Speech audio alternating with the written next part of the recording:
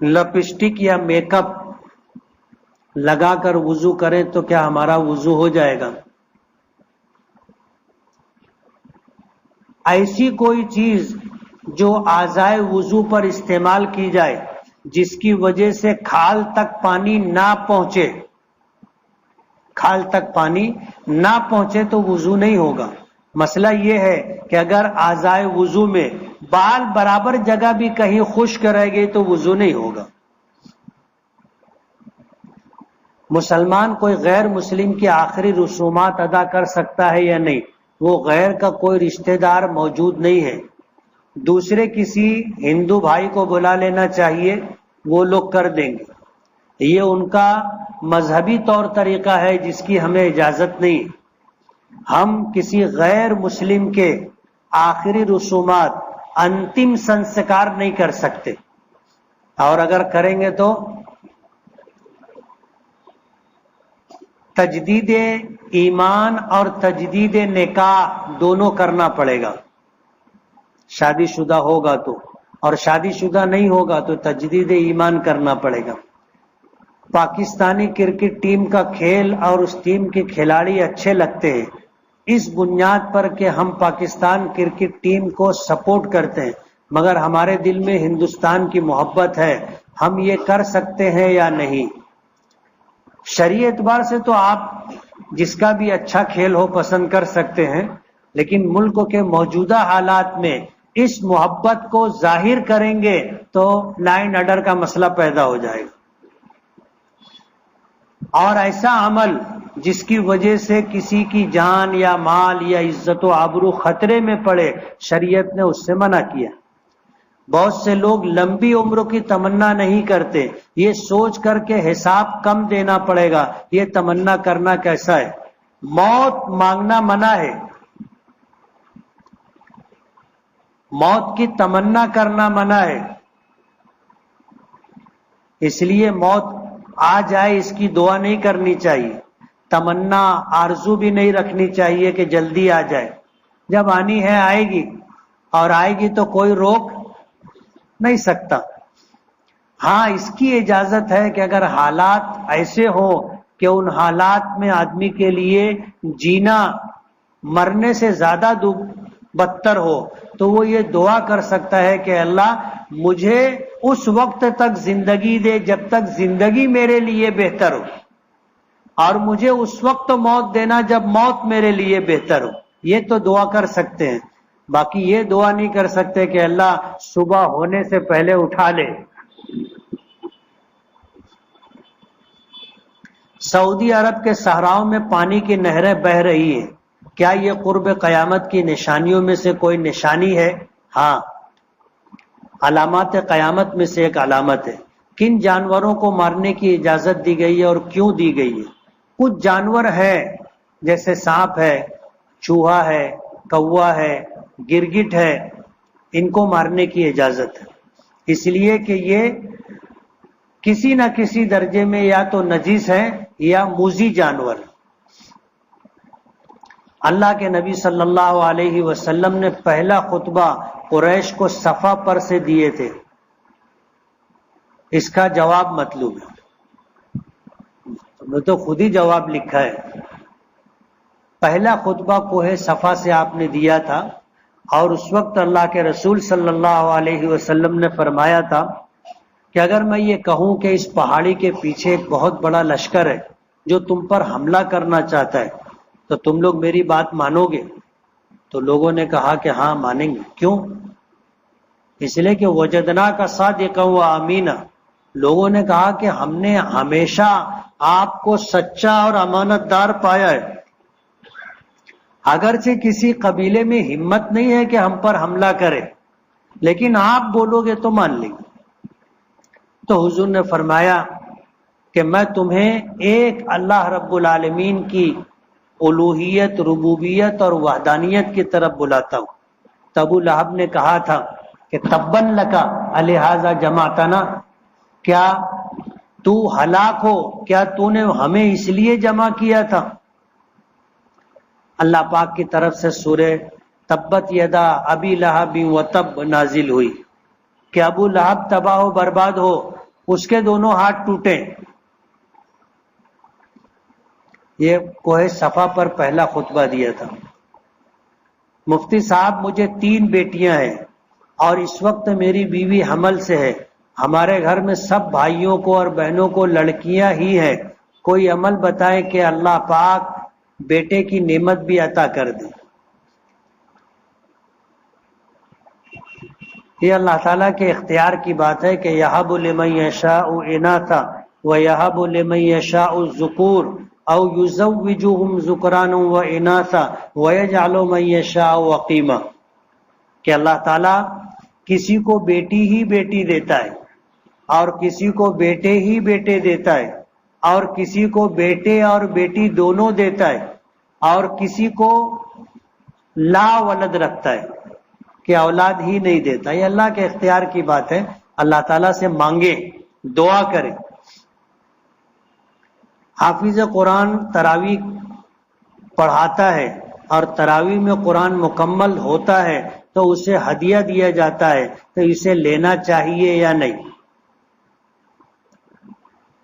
اس سلسلے میں علماء کے درمیان اختلاف ہے. بہتر یہ ہے کہ ختم قرآن کے موقع پر نہیں دینا چاہیے. حافظ قرآن کو آپ کو اگر دینا ہے تو آج دے دو نا. آج دینے سے کس نے منع کیا آپ کو؟ رمضان سے پہلے دے دیں، ابتدائی رمضان میں دے دیں. اور اگر وہ تراویح نہیں پڑھاتا ہے تو بھی آپ دے سکتے ہیں. اور اگر آپ اس کو ہی دے رہے ہیں جو تراویح پڑھا رہا ہے تو اس کا کیا مطلب ہوا؟ کہ وہ تراویح پڑھا رہا ہے اس لیے آپ دے رہے ہیں. امام صاحب تراویح نہیں پڑھا رہے تو امام صاحب کو نہیں دیتے، مؤذن کو نہیں دیتے. دوسری مسجد میں جہاں ہم تراویح نہیں پڑھتے وہاں کے حافظ صاحب کو نہیں دیتے. حضرت جی آپ عیدگاہ کے امام کب اور کس طرح بنے؟ نماز میں سجدے میں پیر کس طرح رکھے؟ پیر ملانا اور پیر کی انگلیاں اٹھانا کیسا ہے؟ سجدے کی حالت میں پیر زمین پر ٹکا رہنا چاہیے. اگر سجدے میں جانے کے بعد پیر ایسے اٹھ گیا اور ایک مرتبہ سبحان ربی الاعلی اس حال میں آپ نے کہا کہ پیر دونوں پیر زمین سے اٹھ گئے تو آپ کی نماز نہیں ہوئی، نماز فاسد ہو گئی. کم سے کم ایک انگلی پیر کی 10 انگلیوں میں سے زمین پر ٹکی رہنا چاہیے. بہتر یہ ہے کہ 10 کی 10 ٹکی رہے. اسی طرح اگر آپ نے سجدہ کیا اور ناک آپ نے زمین پر نہیں ٹیکی، صرف پیشانی ٹیکی، تو آپ کا واجب چھوٹ گیا. آپ کو سجدہ سہو کرنا پڑے گا. نہیں کریں گے تو نماز دہرانی پڑے گی.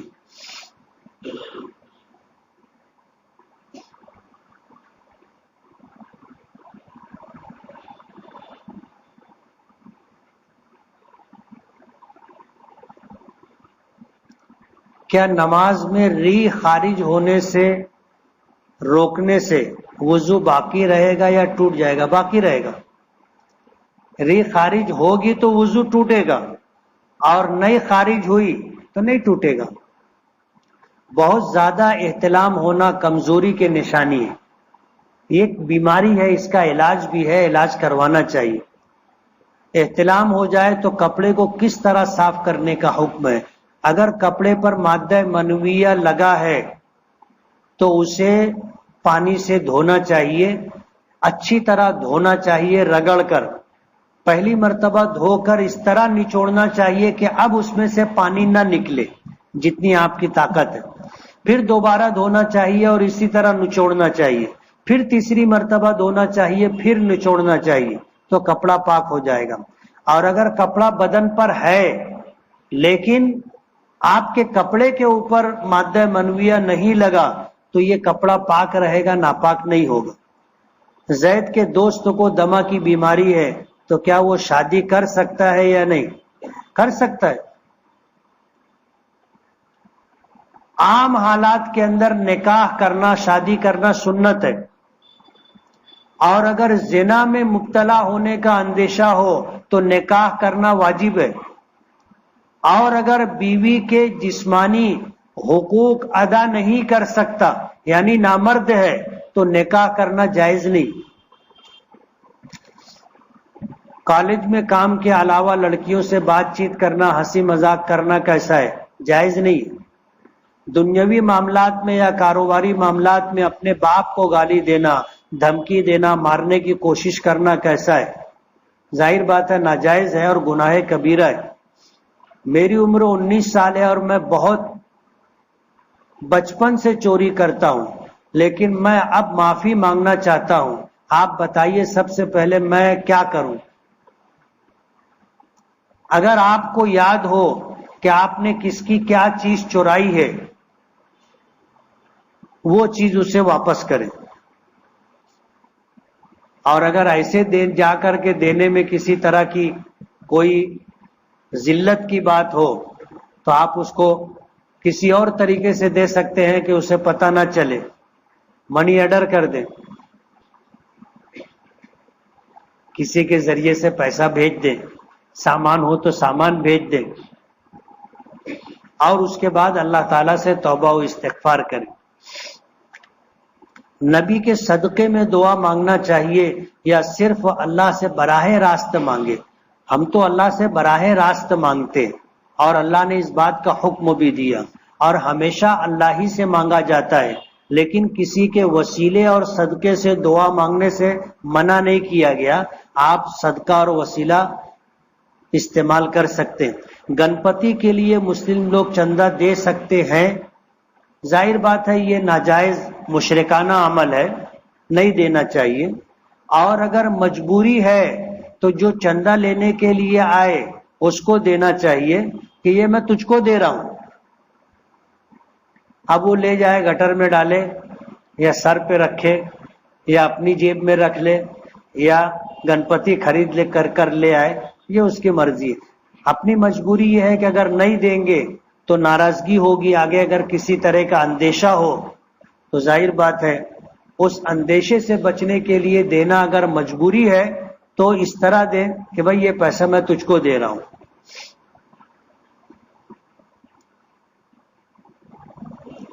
قرآن پاک پر پین یا مسواک رکھ کر پڑھ سکتے ہیں کیا؟ ایسا کرنے سے قرآن پاک کی بے ادبی ہوگی؟ روزانہ میری کوئی نہ کوئی نماز چھوٹ جاتی ہے، کوئی وظیفہ بتائیں۔ قرآن کریم پر حتی الامکان کوئی دوسری چیز نہیں رکھنا چاہیے، لیکن اگر آپ اس طرح قلم رکھ کر کے سرکا کر کے پڑھ رہے ہیں تو آپ انگلی استعمال کریں، یہ زیادہ بہتر ہوگا، ورنہ پین بھی آپ استعمال کر سکتے ہیں۔ نمازوں کی پابندی آپ کے اختیار کی بات ہے، اللہ تعالیٰ سے دعا بھی مانگیں اور پابندی کرنے کی کوشش کریں تو ہو جائے گی پابندی۔ کبوتر کے شوقین لوگ کبوتر پالتے ہیں اور اپنے کبوتروں کو آسمان میں اڑاتے ہیں، جس سے دوسرے شخص کے کبوتر بھی اتر کر آ جاتے ہیں، وہ اسے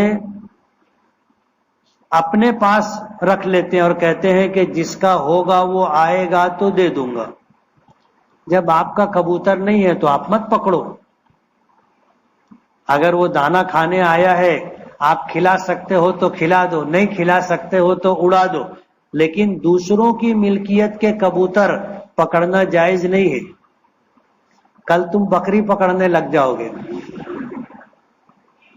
کہ میرے دواری آئی تھی تو میں پکڑا، کسی کی گائے بیل بھینس آئے گا تو آپ اس کو پکڑ لو گے، جائز نہیں۔ زید کا رشتہ طے ہو چکا ہے مگر وہ روزانہ اپنی منگیتر سے فون پہ بات کرتا ہے، جائز نہیں ہے۔ کیا ولیمہ کرنا ضروری ہے؟ ضروری نہیں، سنت ہے، اور جتنی حیثیت ہونا ہو اتنا ہی ولیمہ کرنا چاہیے، ضروری نہیں ہے کہ آپ 150 پائلی پکائیں، اپنی حیثیت کے مطابق آپ ولیمہ کریں، اور ولیمے میں اپنے رشتہ داروں کو، دوستوں کو، پڑوسیوں کو بلائیں، صرف مالدار لوگوں کو نہ بلائیں، غریبوں کو بھی بلائیں۔ بعض لوگ منہ دیکھ کر کے دعوت دیتے، مالداروں کو دعوت دیتے ہیں، غریبوں کو بھول جاتے ہیں. ایسا نہیں ہونا چاہیے.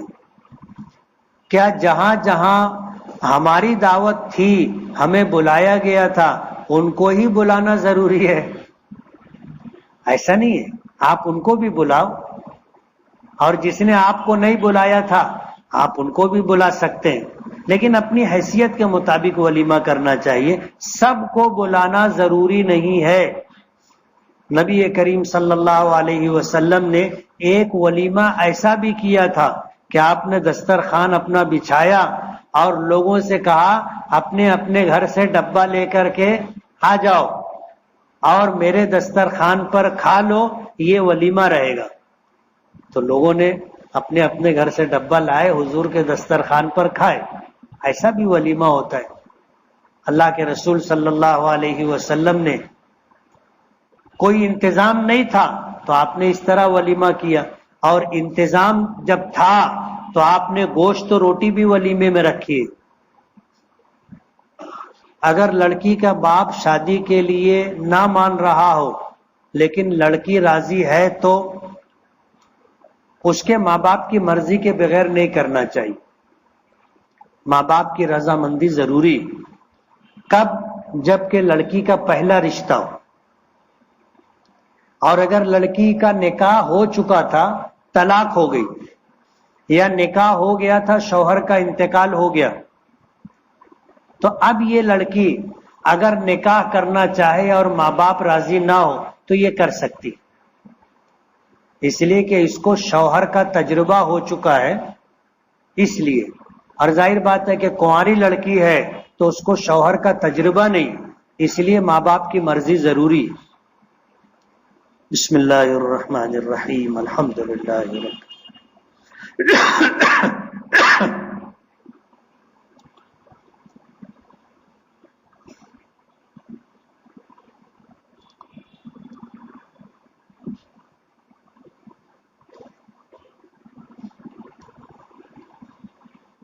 برحمتک یا ارحم الراحمین.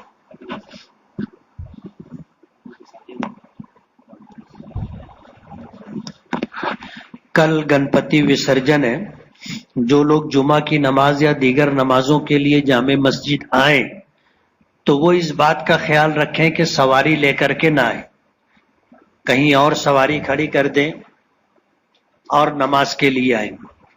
ابھی گنپتی کے اس وسرجن کے پیش نظر کچھ راستے پولیس ڈپارٹمنٹ نے بند کیے، اور وہ بھی اس لیے کہ تاکہ ان لوگوں کا اپنا تہوار ہے.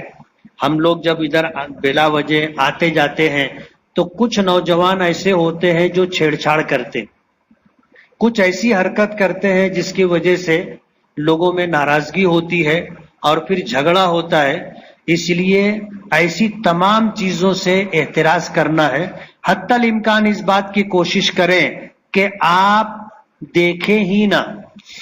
جن چیزوں کی پوجا کی جاتی ہے، ظاہر بات ہے یہ شرک ہے، اس لیے ایسی چیزوں کو نہیں دیکھنا چاہیے. اور وہاں پر جو پروگرام وغیرہ ہوتا ہے اس میں شرکت نہیں کرنا چاہیے. اس طرف سے گزرنے سے بھی احتراز کرنا چاہیے. اس بات کا خیال رکھیں.